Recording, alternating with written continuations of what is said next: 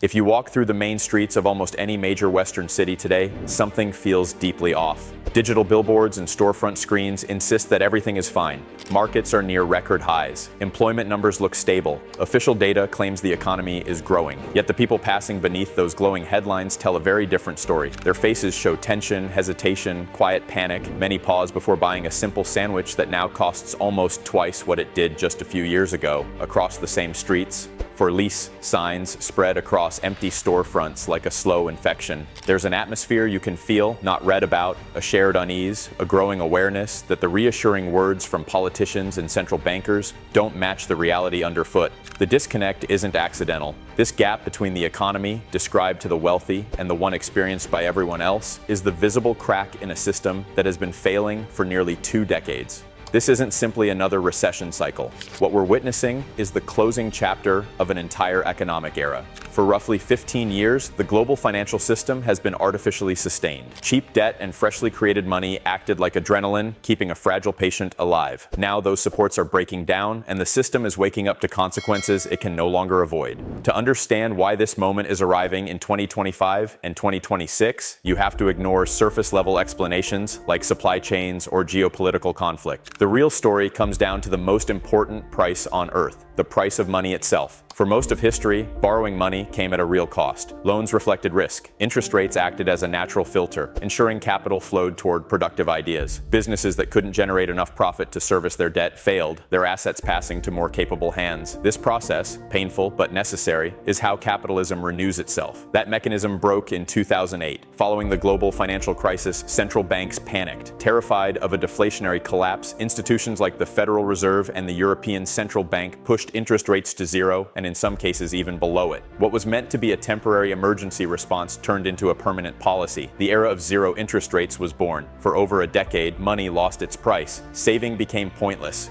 Capital had nowhere safe to sit, so it flooded into risk. Real estate surged, not because homes improved, but because borrowing became absurdly cheap. Stock prices drifted away from profits. Digital assets with no clear purpose ballooned into massive markets. But the most dangerous byproduct of free money wasn't speculation. It was survival without productivity. A new kind of company emerged, the zombie firm. These businesses earned just enough to cover interest payments, but never enough to reduce their debt. In a healthy system, they would fail. In the zero-rate world, they simply rolled their loans forward again and again, feeding on cheap credit while contributing little growth. By the mid-2020s, roughly 1 in 5 companies across the US and Europe fit this profile. They were stable only as long as money stayed free. That illusion ended when inflation finally broke loose. Years of aggressive money creation, especially during the pandemic, pushed prices past the breaking point. Energy, food, and housing costs surged. Central banks lost control and were forced to act. Interest rates rose faster than at any time in decades.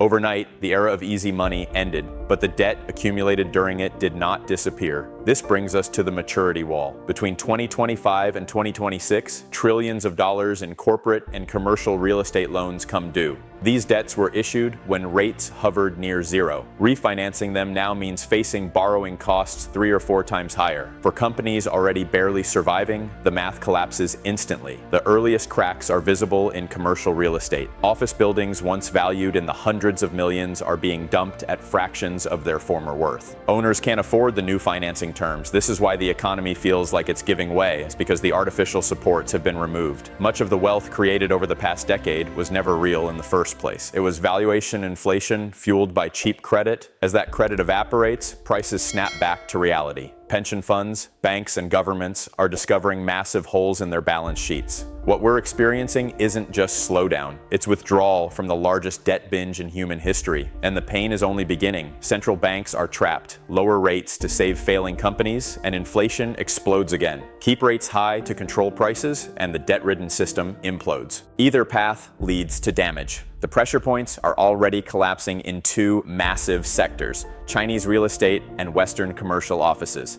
China's story comes first. For decades, China powered global growth, consuming raw materials at unprecedented scale. But beneath that expansion sat a fragile foundation. Property became the primary savings vehicle for citizens, tying nearly 3/4 of household wealth to real estate values. Developers sold apartments before building them, used those funds to acquire more land, and borrowed heavily from global lenders. It worked until prices stopped rising. Now millions of units remain unfinished. Major developers are defaulting. Ordinary citizens have watched lifetime savings vanish. The result is a balance sheet recession. When people feel poorer, they stop spending. China is now exporting deflation by flooding global markets with underpriced goods just to keep factories alive, crushing competitors elsewhere. The long-awaited reopening surge never came. The engine of growth is sputtering, and the shockwaves spread outward. Meanwhile, in the US and Europe, the crisis centers on office space. Remote work permanently changed demand.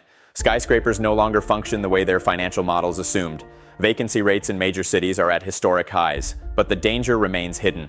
Banks still value properties at outdated prices because owners haven't sold yet. This illusion persists until refinancing day arrives. When those loans mature, lenders demand new capital based on current valuations. Owners walk away. Keys are handed back, losses surface. Regional banks, not the financial giants, are most exposed. These institutions hold the bulk of commercial real estate debt. When defaults rise, they fail. We saw a preview in 2023. What's coming next is far larger. As banks weaken, lending dries up, businesses lay off workers, unemployment rises, governments can't intervene, they're already drowning in deficits. The system loops inward, each failure reinforcing the next. The real problem isn't a single trigger, it's that the assets underpinning the entire financial system, property and government bonds, are losing value simultaneously. So what happens next? When economic tools fail, political ones emerge. The future isn't sudden collapse, it's gradual control. Global debt is too large to repay honestly. Default would shatter the system. Paying it back is impossible. That leaves only one path: inflate it away while preventing escape. This is where central bank digital currencies enter the picture. CBDCs aren't a payment upgrade. They are programmable control mechanisms. Cash withdrawals disappear. Bank runs become impossible. Money can be timed, restricted, taxed, or devalued automatically. Spending can be forced, behavior can be shaped, the infrastructure is already forming under the language of safety and compliance. When the next banking crisis hits, authorities won't bail out banks. They'll bail in citizens. Your money won't leave the system. It will be trapped inside it. Smart capital already sees this coming. Wealthy investors are shifting toward physical assets, farmland, gold, energy infrastructure, things that cannot be digitally erased. The game has changed. It's no longer about return on investment. It's about survival of capital itself. The illusion of prosperity is fading. Trust is breaking. Parallel economies are emerging. And history warns us what happens next. When governments grow desperate, they don't always inflate. Sometimes they confiscate. In 1933, Americans were forced to surrender gold under threat of prison. Wealth was seized and devalued overnight. That precedent still exists. In the next video, we'll expose how asset seizures work, the legal frameworks behind them, and what modern versions could look like today, including digital assets. Because when the system cracks, the question isn't if it happens. It's where your wealth is when it does. I'll see you in the vault.